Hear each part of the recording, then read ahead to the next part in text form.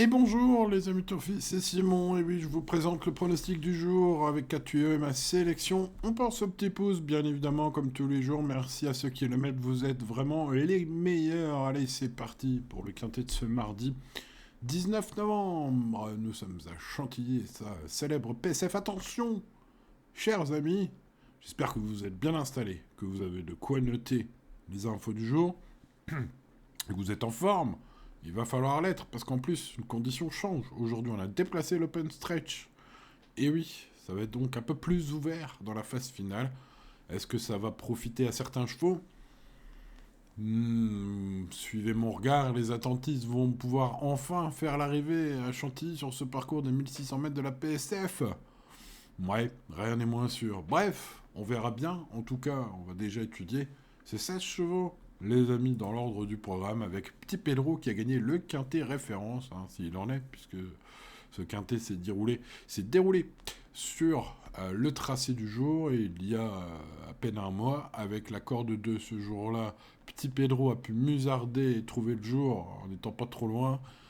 Alors, du coup, bon, là, c'était tout juste, hein. Il était pénalisé de 3 kilos. Il a tiré une corde de 12, hein. Aujourd'hui, il avait la corde de 2, hein, la dernière fois. Donc, bah, du coup, plus de marge au poids, je pense. L'engagement est difficile, hein, plafond du poids comme ça. Puis une mauvaise corde, hein. Bon, bah, du coup, j'y crois nettement moins, un petit Pedro, ce numéro 1. Mais bon, c'est celui qui les a tous battus la dernière fois. Le numéro 2, Freja, la distance, la piste, tout ça c'est bien adapté. C'est une jument compétitive à ce niveau. Alors elle est mieux lotie au tirage des stalles de départ que dans la course référence, où elle a déçu. Bah, c'est vrai que son point faible, c'est qu'elle doit bénéficier à tout prix d'une belle monte. Donc, bah, Freja, avec une monte inspirée, un peu de chance dans le parcours, ça peut être très joli. On est bien avec ce numéro 2 en théorie, en tout cas. Il va falloir que maintenant en pratique ça se déroule comme il faut. On passe au numéro 3, Dapango, bonne forme, débutant handicap, poids compétitif, première course sur PSF, numéro défavorable de corne. Par contre, évidemment, avec cet entraîneur, hein, Sacha Smerck et Michael Barzolena, hein, qui est appelé aux manettes aujourd'hui, je pense qu'une belle surprise de ce numéro 3 est possible avec l'étude des lignes et de son poids retenu. Le numéro 4, Shining Ocean, meilleure corde de départ cette fois, valeur très jouable en théorie. C'est vrai que c'est un cheval qui a déçu ces derniers temps. Peut-être un peu fiable désormais, Shining Ocean. Par contre, il est capable dans un bon jour de tout se débattre, hein. Faut peut-être pas l'oublier, ce numéro 4. Le numéro 5, Dom Bertrand, bien en forme. Compétitif à ce poids, bien sur les 1600 mètres, mais gazon. Aujourd'hui, c'est sur la PSF que ça se passe, et pour lui, ce sera une grande première. Bon, ce numéro 5, c'est un cheval offensif. Va falloir du Tony Picon des grands jours, puisque sa corde 14, bah, n'est pas un cadeau. Maintenant, voilà, hein, il suffit de démarrer plus vite que les autres. Donc, bah, c'est un peu le but, hein, sur ce parcours si particulier. Et pourquoi pas un Tony des grands jours avec ce cheval offensif et une belle surprise. Le numéro 6, Stangeli, trouve la distance et le sable pile dans ses cordes. Sa situation au poids est bonne. Bon, la dernière fois à Deauville, c'était vraiment très moche. Vu ses meilleures lignes, sa capacité à bien démarrer parfois, des fois il peut démarrer, hein, ce numéro 6, je pense. Il dispose d'une belle chance pour le podium si il est dans un jour où il démarre bien, ce numéro 6, hein, parce que s'il musarde comme cela, dernier à la corde comme la dernière fois, bah voilà, c'est pas facile. Donc bah ce numéro 6, ça peut être le joli coup, hein, tout simplement. Le numéro 7, Josefino, très à l'aise sur la PSF, en pleine forme. Accès d'honneur sur ce parcours, dans le quintet référence, hein. C'était le prix de la route des Princes, pour ceux qui veulent aller le revoir. Euh, Mauvais numéro, mais il avait déjà un très mauvais numéro, Josefino, hein. La dernière fois, il avait le numéro 16 dans les stalles. Là, il a le numéro 15 dans les stalles. Donc, voilà, il a fait l'arrivée. Il suffit de démarrer fort, hein, c'est tout.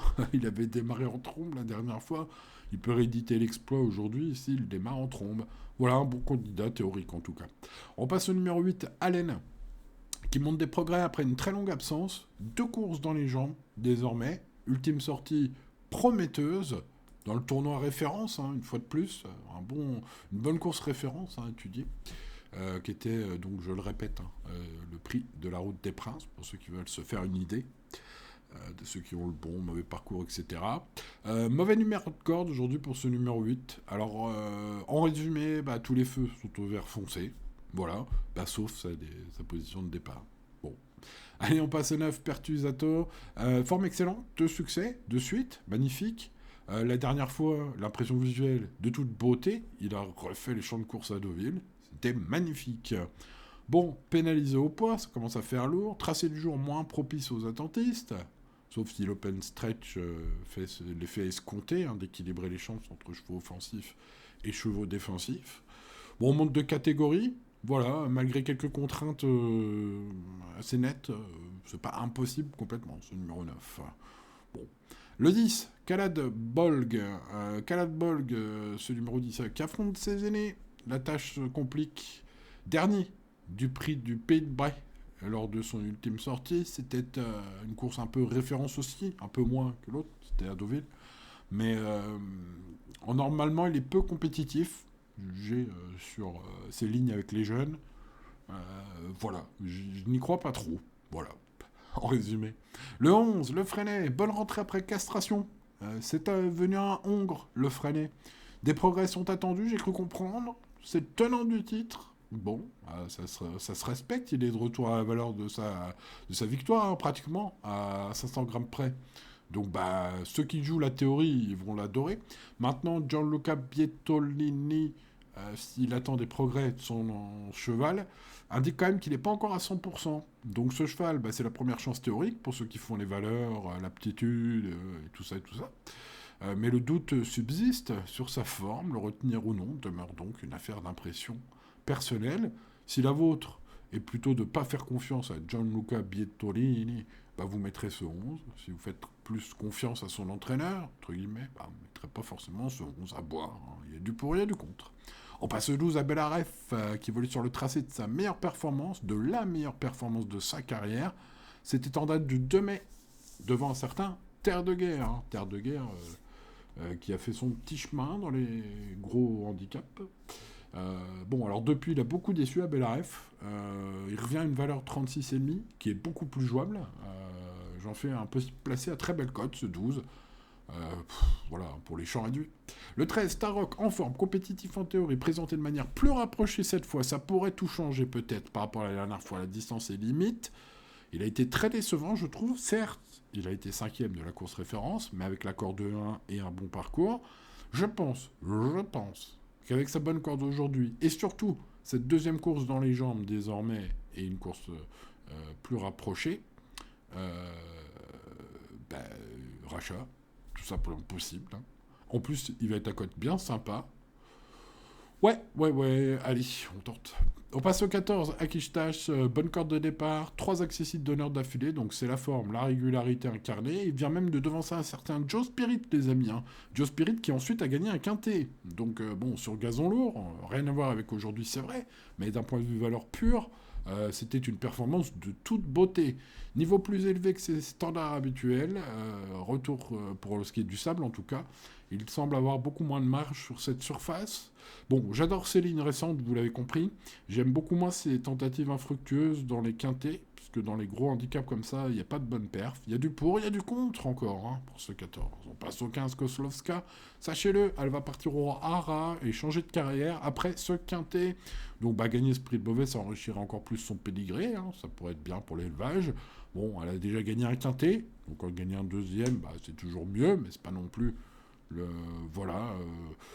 Elle est en forme moyenne. Alors, est-ce que c'est parce que ses performances indiquent qu'elle va pas forcément bien vieillir, qu'il vaut mieux lui donner sa chance en tant que poulinière pour sa précocité avérée et sa qualité, hein. Et du coup, ça s'est un peu goupillé comme cela. Ou est-ce qu'on a vraiment snipé cette dernière course? Je ne pense pas trop. En tout cas, l'écurie Brandt n'a pas trop indiqué de choses à la presse sur ce sujet. Bon, le jockey Alexis Pouchin, l'écurie Brandt, la Kazakh Alain Jettière, tout ça, ça m'incite quand même à mettre une petite note de méfiance sur cette pouliche, hein, qui va tout donner, en tout cas, pour sa dernière course. Hein.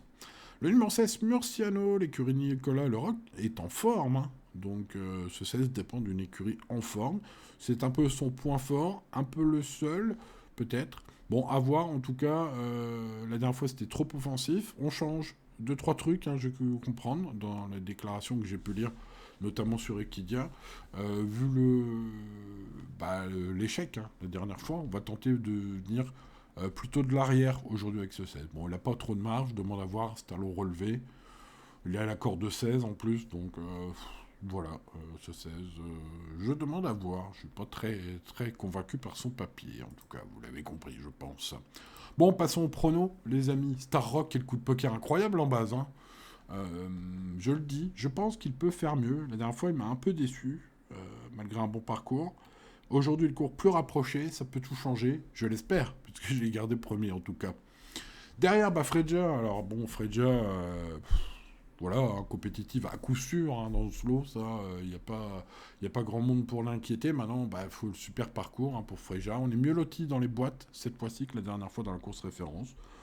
Donc voilà, un cheval qui peut gagner cette épreuve, mais bon, je le disais déjà la dernière fois, pas gagné loin de là. Hein. Mais un jour, elle gagnera. Est-ce que ce sera ce mardi? Est-ce que son jockey trouvera la bonne route? Voilà les questions qui restent en suspense, les amis, en suspens, et qui amènent tout le suspense et le piment. Allez, on va dire ça comme ça. Le 6, Stangueli. Oh ça c'est un joli coup de poker. Alors, ce 6, je pense qu'il a presque tout pour plaire, malgré qu'il ait été nettement battu à Deauville la dernière fois, mais ses meilleures lignes, si vous regardez, c'est vraiment de toute beauté. Et parfois, il démarre vraiment bien, ce qui pourrait être aujourd'hui une bonne idée, parce que sa cote va valoir un certain risque. Hein. De même que Dapango, je me méfie évidemment de l'entourage toujours redoutable de ce numéro 3, avec Sacha Smerck, toujours redoutable. Sa forme, aussi, hein, c'est un cheval qui a montré des très belles choses sur gazon. Et pour sa première sur le sable, ça peut être le joli coup du jour. 13, 2, 6 et 3. Allez, on complète tout cela avec des chevaux logiques, hein, des lignes notamment, qu'on retrouve dans le quintet référence par exemple, avec Allen et Josefino. Donc, eux, je les ai mis plus loin parce qu'ils ont des mauvais numéros de corde, hein, essentiellement. Donc voilà, j'ai rien vraiment contre eux à part ça. Hein. Le 4 a déçu, mais il vaut mieux que cela. Le 5, pour sa première sur PSF, est un cheval offensif. Il a une mauvaise corde aussi, celui-là. Donc est-ce que j'ai choisi les bons avec ces mauvaises cordes? Vous voyez, en tout cas, l'indice de confiance s'en ressent nettement. Hein. 3 sur 10, c'est pas haut. Hein. Donc on reste très raisonnable, les amis turfistes, dans le quintet de ce mardi. Il ne me reste plus qu'à vous souhaiter bonne chance, chers amis. N'oubliez pas le petit pouce s'il n'est pas encore mis sur la vidéo, ça m'aide beaucoup. Merci à ceux qui le mettent. De vous abonner à cette chaîne si ce n'est pas encore fait. Et bien sûr d'activer la cloche pour ne rien manquer. Allez, bonne chance encore à vous, les amis. Et à demain pour de nouvelles aventures. Ciao, ciao.